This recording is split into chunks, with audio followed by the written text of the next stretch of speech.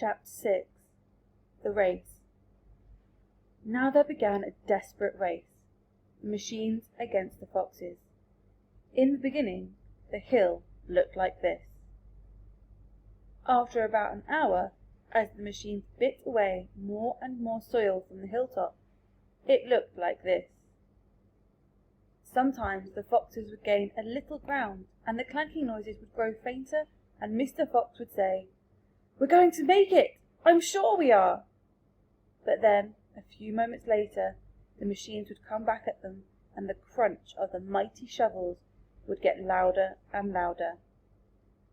Once the foxes actually saw the sharp metal edge of one of the shovels as it scraped up the earth just behind them. "Keep going, my darlings," panted Mr. Fox. "Don't give up."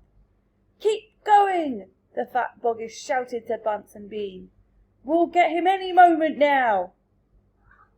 "Have you caught sight of him yet?" Bean called back.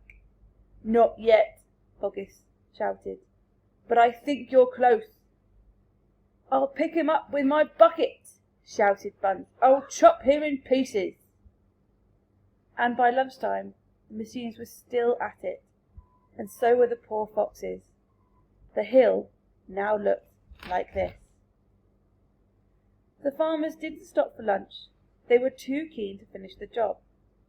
"Hey there, Mr. Fox!" yelled Bunce, leaning out of his tractor. "We're coming to get you now."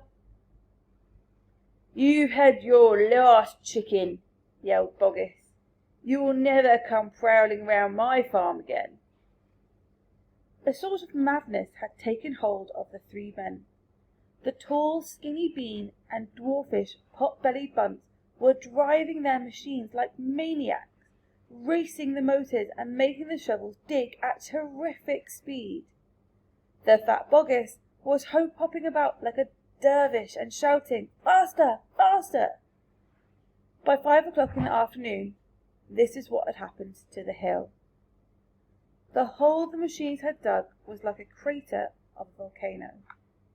It was such an extraordinary sight that crowds of people came rushing out from the surrounding villages to have a look.